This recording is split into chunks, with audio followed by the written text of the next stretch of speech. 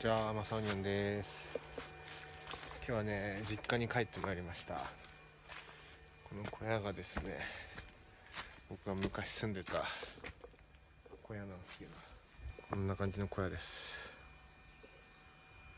今日はね、ここのね階段がですね、だいぶボロボロになってしまっていると親から言われて直しに来ました。